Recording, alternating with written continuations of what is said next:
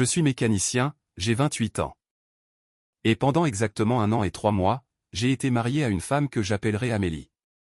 Elle avait 27 ans. Elle travaillait dans un bureau dans le centre-ville dont elle se plaignait constamment. Et pendant cette première année, tout semblait normal, peut-être même ennuyeux de cette manière confortable où l'on arrête de s'habiller pour les soirées en amoureux et où l'on commence à finir les phrases de l'autre. Je travaillais dans un garage 6 jours par semaine.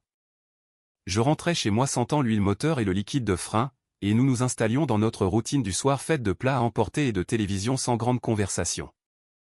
Avec le recul, je vois que ce silence n'était pas du tout confortable. C'était juste le calme avant que tout ne s'effondre. Mais à l'époque, je pensais sincèrement que nous étions heureux, ou du moins suffisamment satisfaits pour continuer.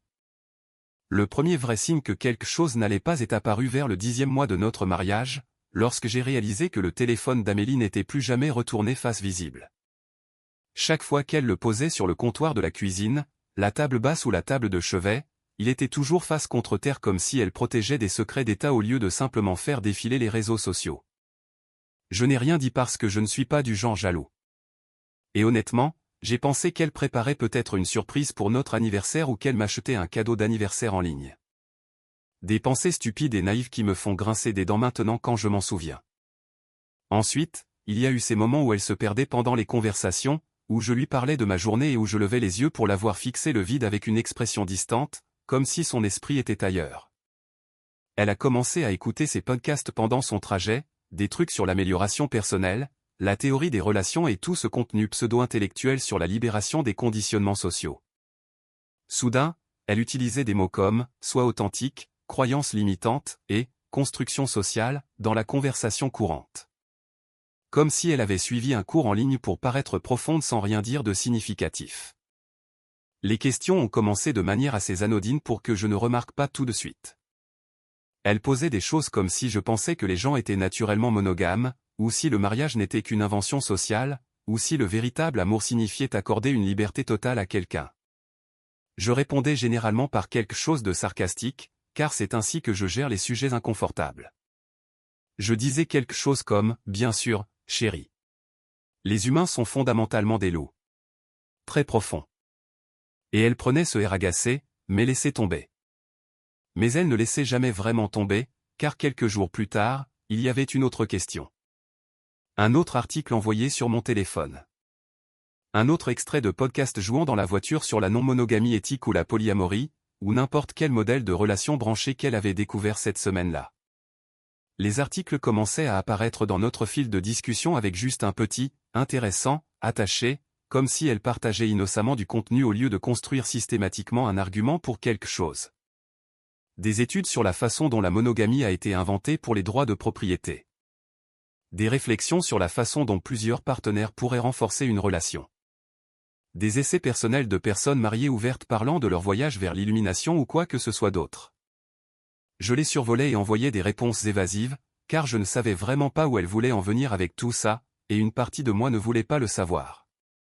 Toute sa personnalité s'est transformée en cette phase illuminée où elle parlait de croissance et d'évolution et de la façon dont les personnes qui résistent au changement vivent dans la peur.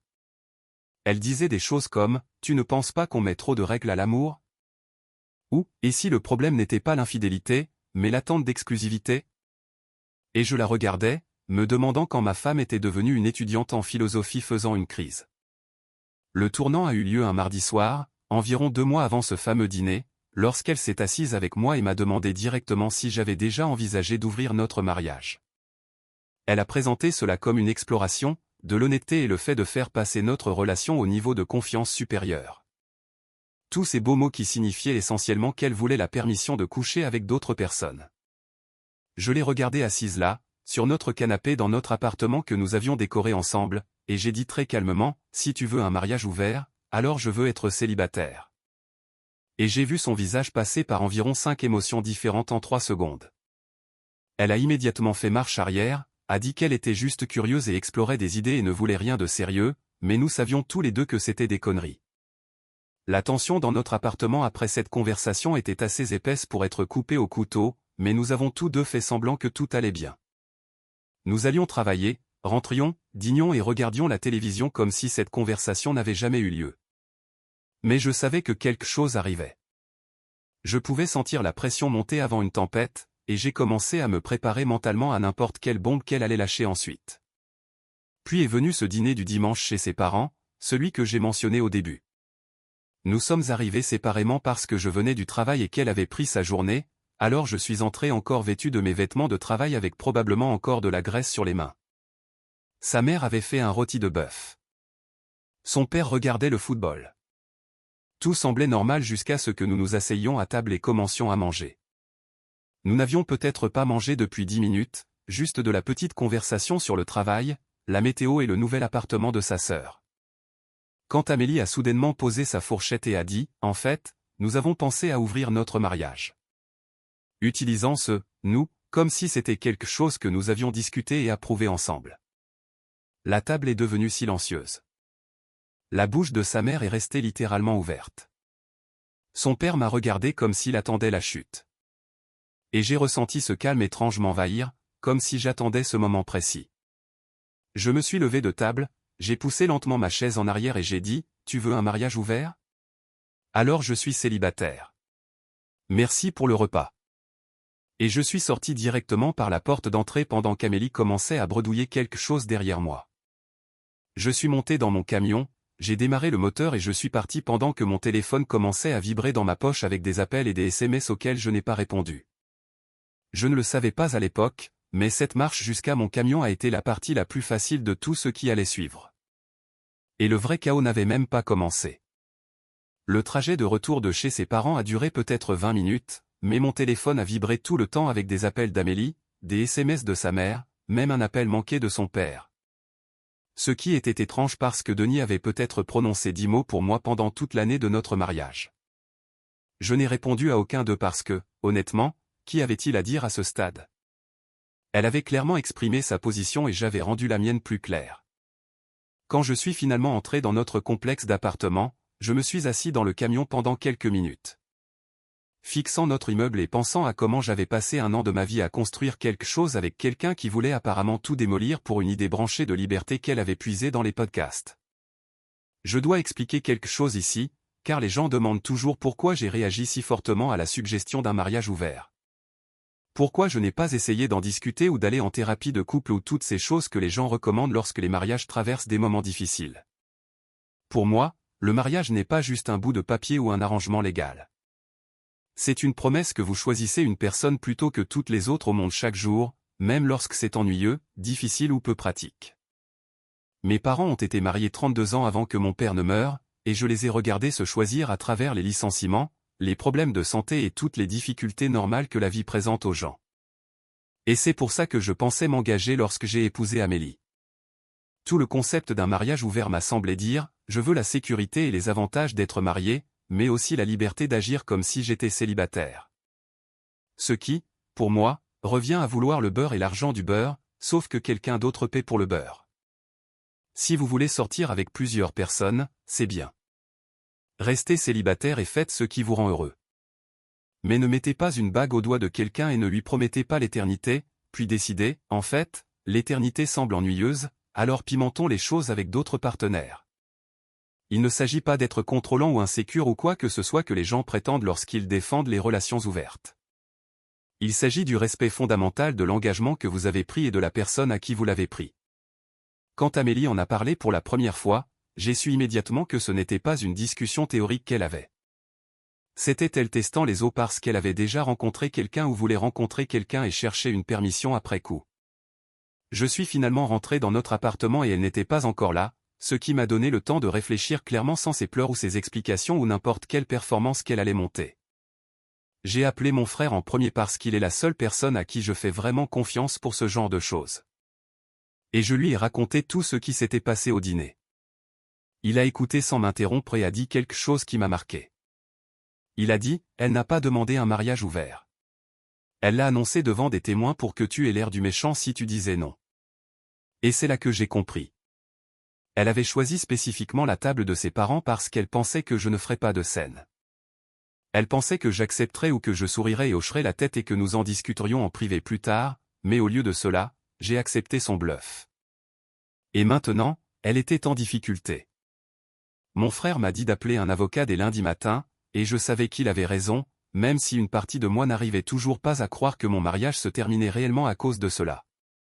Amélie est rentrée vers 22 heures ce soir-là, et elle a immédiatement commencé avec les larmes et les explications sur la façon dont j'avais mal compris.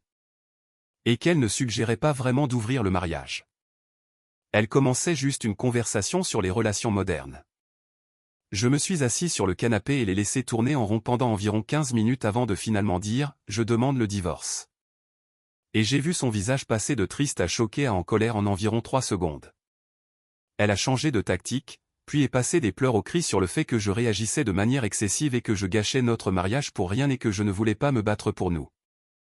Je lui ai dit qu'il n'y avait rien à défendre parce qu'au moment où elle voulait que d'autres personnes soient impliquées, notre mariage était déjà terminé. Je ne faisais que le rendre officiel.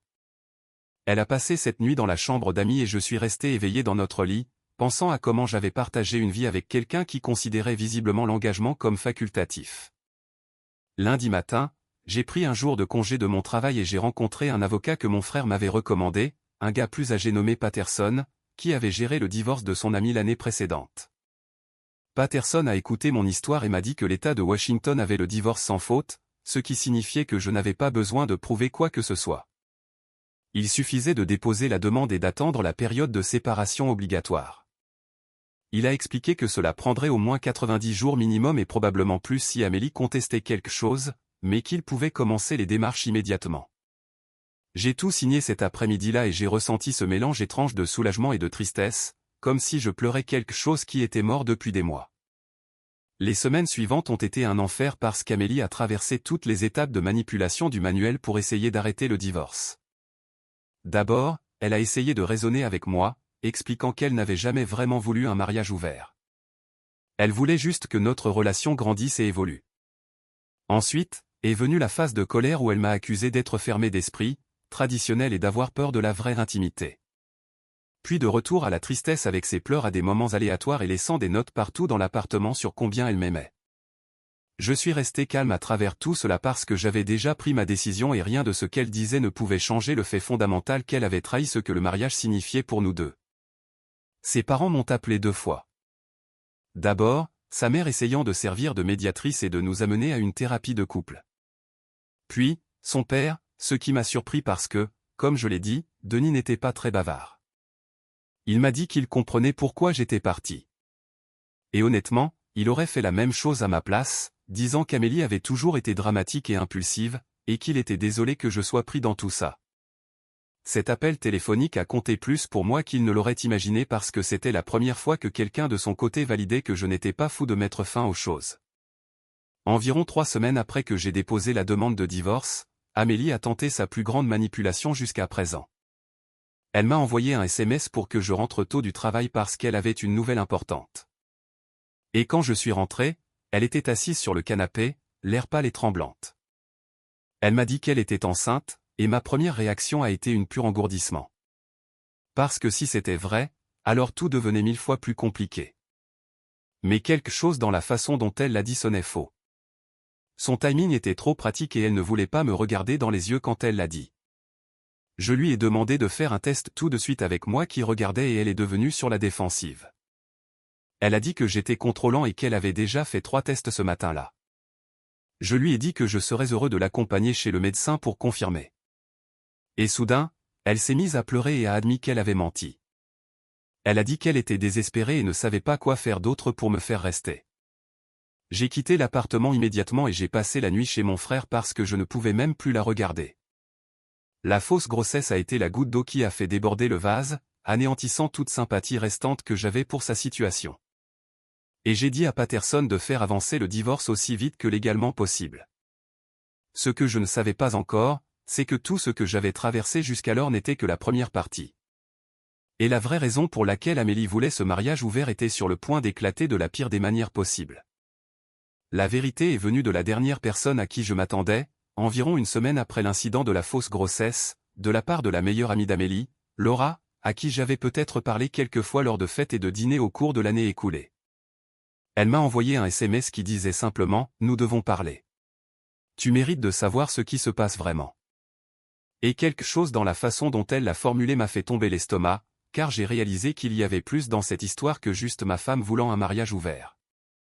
Nous nous sommes rencontrés dans un café près de mon travail un jeudi après-midi et Laura semblait nerveuse d'une manière qui me disait que tout ce qu'elle était sur le point de dire me pesait depuis un moment. Elle a commencé par s'excuser de ne pas me l'avoir dit plus tôt. Et puis elle a tout déballé. Elle m'a dit qu'Amélie voyait quelqu'un d'autre depuis au moins 4 mois, peut-être plus. Il s'appelait Dylan. Il travaillait dans le même immeuble de bureau qu'Amélie, mais pour une autre entreprise. Et selon Laura, ils se rencontraient pendant les pauses déjeuner et après le travail et avaient essentiellement une relation complète derrière mon dos. La conversation sur le mariage ouvert n'avait rien à voir avec la liberté ou la croissance ou toute cette merde philosophique qu'Amélie m'avait servie. Il s'agissait d'elle voulant légitimer ce qu'elle faisait déjà pour pouvoir garder Dylan sans être techniquement infidèle. Laura m'a montré des captures d'écran de conversation où Amélie parlait de son plan, comment elle allait lentement introduire le concept de polyamorie et de non-monogamie éthique jusqu'à ce que j'accepte d'ouvrir notre mariage et qu'elle pourrait alors m'avoir ainsi que Dylan sans culpabilité ni conséquence. Elle avait littéralement mené une campagne de plusieurs mois pour me manipuler afin que j'accepte son aventure comme quelque chose de progressiste et d'éclairé au lieu de ce que c'était réellement, c'est-à-dire de la pure et simple tromperie. Laura m'a dit qu'elle avait essayé de dissuader Amélie à plusieurs reprises, lui disant de mettre fin à sa relation avec Dylan ou de mettre fin au mariage honnêtement. Mais Amélie s'était convaincue que les mariages ouverts étaient la solution évoluée et que je finirais par accepter si elle présentait simplement les choses de la bonne manière. Assis là, dans ce café, en lisant ces messages, j'ai ressenti cette étrange clarté froide m'envahir parce que soudain, tout prenait sens. Le téléphone face cachée, les regards distants, les podcasts et les articles. C'était juste une préparation pour la grande demande qui justifierait rétroactivement ce qu'elle faisait déjà. J'ai remercié Laura de me l'avoir dit et elle a dit qu'elle ne pouvait plus rester silencieuse après avoir appris la fausse grossesse. Elle a dit que cela franchissait une ligne entre le désordre habituel et quelque chose de cruel. Laura a expliqué autre chose qui a finalement donné un sens au comportement désespéré d'Amélie. Apparemment, tout le plan était que j'accepte le mariage ouvert afin que Dylan puisse être le petit ami officiel pendant que je restais le mari stable qui payait les factures et assurait la sécurité. Dans l'esprit d'Amélie, elle aurait l'excitation et la passion avec Dylan tout en gardant la vie confortable et la stabilité financière avec moi. Et elle pensait sincèrement que j'accepterais cet arrangement une fois qu'elle l'aurait présenté comme suffisamment éclairé et progressiste. Mais quand j'ai refusé et que j'ai demandé le divorce à la place, tout son fantasme s'est effondré parce que soudain, elle faisait face à la perte de tout.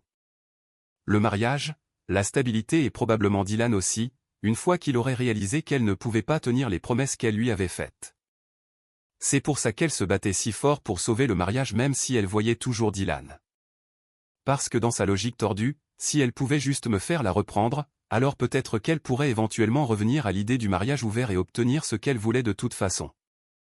Laura m'a dit qu'Amélie disait à Dylan que je savais pour eux et que j'étais d'accord avec ça, que nous travaillions vers un mariage ouvert, et que j'avais juste besoin de temps pour m'habituer à l'idée. Donc, Dylan pensait qu'il était l'autre partenaire dans une sorte de situation de polyamorie éthique alors que je pensais être dans un mariage monogame. Et Amélie mentait aux deux pour maintenir sa double vie. Tout était si calculé et manipulateur que cela m'impressionnait d'une manière malsaine. Comme si elle avait vraiment réfléchi à chaque angle, sauf celui où je refuserais simplement de jouer le jeu. Je suis allé directement au bureau de Patterson après cette réunion et je lui ai tout raconté ce que Laura avait révélé. Il a dit que cela ne changeait pas le calendrier du divorce puisque l'État de Washington était sans faute de toute façon, mais cela nous donnait un levier si Amélie essayait de traîner les choses ou de demander une pension alimentaire. La preuve qu'elle avait été infidèle pendant le mariage, même si techniquement l'adultère n'était pas un motif de divorce dans notre État. Je lui ai aussi dit que je voulais des documents de chaque tentative de manipulation qu'elle avait faite, y compris la fausse grossesse, parce que j'avais le sentiment que les choses allaient empirer avant de s'améliorer. J'avais raison. Parce qu'Amélie, quand elle a découvert que Laura m'avait parlé de Dylan, a complètement perdu le contrôle. Elle s'est présentée à mon garage un vendredi après-midi, faisant une scène sur le parking, pleurant et criant à propos de trahison et de la façon dont j'avais retourné sa meilleure amie contre elle. Mon patron a dû menacer d'appeler la police avant qu'elle ne parte enfin. Et même alors, elle est restée assise dans sa voiture dehors pendant une autre heure, fixant juste l'immeuble. Le pire moment est survenu plus tard cette semaine-là lorsqu'elle s'est présentée à mon appartement avec Dylan lui-même, un grand gars en chemise boutonnée qui avait l'air de vouloir être n'importe où ailleurs sur Terre. Amélie a annoncé qu'ils avaient rompu et qu'elle me choisissait. Toute cette déclaration dramatique comme si nous étions dans un film romantique, mais Dylan se tenait là, l'air confus et a dit « Nous n'avons jamais rompu. » De quoi parles-tu? Et puis il m'a regardé et a demandé si je savais vraiment pour eux depuis tout ce temps. Je lui ai dit que non. J'avais appris ça une semaine plus tôt de la part de Laura. Et j'ai vu son visage changer lorsqu'il a réalisé qu'Amélie lui avait aussi menti. Il a commencé à lui poser des questions sur ce qu'elle lui avait d'autre menti. Et elle n'arrêtait pas d'essayer de ramener la conversation vers moi, disant que nous pouvions tous résoudre ça si je voulais juste écouter. J'ai fermé la porte sur eux deux alors qu'ils commençaient à se disputer dans le couloir. Et c'était la dernière fois que je voyais Dylan, mais certainement pas la dernière fois que j'entendais parler d'Amélie. Elle a commencé à m'envoyer des dizaines de SMS par jour, de longs messages décousus sur la façon dont elle avait vraiment mis fin à sa relation avec Dylan cette fois et m'avait choisi et que nous pouvions recommencer à zéro si je lui pardonnais juste. Les messages sont devenus de plus en plus dérangés alors que je continuais de les ignorer, passant de l'excuse à la colère, au désespoir et inversement parfois au cours de la même heure. Ses parents ont essayé d'intervenir à nouveau, mais cette fois c'était différent. Sa mère a appelé pour s'excuser du comportement d'Amélie, et son père m'a en fait dit qu'il avait cessé de lui donner de l'argent parce qu'elle l'utilisait pour retrouver ce type Dylan. Même sa propre famille prenait ses distances avec elle parce qu'ils pouvaient voir qu'elle avait créé tout ce désastre elle-même. Environ 2 mois après que j'ai déposé la demande de divorce, Amélie a fait sa dernière crise publique dans un café près du centre-ville, où j'avais accepté de revoir Laura pour lui rendre quelques affaires d'Amélie que Laura avait laissées dans notre appartement des mois auparavant. Nous étions juste assis là à parler de choses normales. Laura me parlait de son nouveau travail et j'expliquais un problème de moteur que j'étais en train de dépanner au travail quand Amélie est entrée et nous a vus ensemble. Elle est immédiatement arrivée à la conclusion que Laura et moi sortions ensemble ou planifions de sortir ensemble ou quel que soit le scénario paranoïaque que son cerveau avait construit. Et elle a commencé à crier là, au milieu de ce café bondé pendant l'heure de pointe du déjeuner. Elle criait à propos de trahison et comment sa meilleure amie lui avait volé son mari et comment nous avions probablement planifié cela ensemble tout ce temps, des accusations complètement détachées de la réalité qui n'avaient aucun sens pour quiconque avait réellement suivi ce qui s'était passé. D'autres clients ont commencé à enregistrer avec leur téléphone, et le gérant du café a appelé la police pendant que Laura et moi restions assis sous le choc en regardant cette crise se dérouler. Quand la police est arrivée, Amélie criait encore et essayait de passer le gérant pour arriver à notre table, et ils ont dû la maîtriser physiquement, ce qui a conduit à son inculpation pour trouble à l'ordre public et résistance. J'ai dit aux officiers que je ne voulais pas porter d'accusation supplémentaire. Je voulais juste des documents de ce qui s'était passé pour mon avocat de divorce, et ils ont dit que c'était bon, mais qu'elle devrait toujours faire face aux accusations que le café portait. Cet incident au café a apparemment été la goutte d'eau qui a fait déborder le vase pour tout le monde dans la vie d'Amélie, car après cela, ses parents l'ont coupé complètement. Ses amis ont cessé de répondre à ses appels et même son travail l'a mise en congé en attendant un examen quelconque. L'accusation de trouble à l'ordre public a été plaidée à quelque chose de mineur, mais cela est resté dans son casier judiciaire et elle a fini par retourner dans la ville natale de ses parents, à environ 3 heures de route, pour rester chez une tante. Le divorce a été finalisé 4 mois après que j'ai déposé la demande initiale et je ne l'ai plus jamais revu après cette scène de café. Tout le reste est passé par les avocats et les papiers. J'ai appris par Laura qu'Amélie racontait aux gens qu'elle était la victime dans tout ça, que je l'avais abandonnée pour rien et que j'avais retourné tout le monde contre elle. Mais à ce moment-là, j'étais tellement au-delà du fait de me soucier de sa version des événements que cela n'a même pas été enregistré. J'ai déménagé dans une petite maison plus près du travail avec un garage où je pouvais travailler sur des voitures de projet pendant mon temps libre. Et honnêtement, la paix et le calme de vivre seul ressemblaient au paradis après des mois de chaos et de manipulation. Laura et moi sommes restés amis, bien que les gens aiment supposer qu'il y a plus dans cette histoire. Et mon activité au garage a continué de croître parce que je pouvais enfin me concentrer sur le travail au lieu de tout drame qui m'attendait à la maison. Le divorce m'a appris que certaines personnes brûleront tout ce qui est bon dans leur vie, poursuivant un fantasme qu'elles se sont convaincues de mériter. Et la meilleure chose que vous puissiez faire est de prendre du recul et de les laisser gérer les conséquences seules.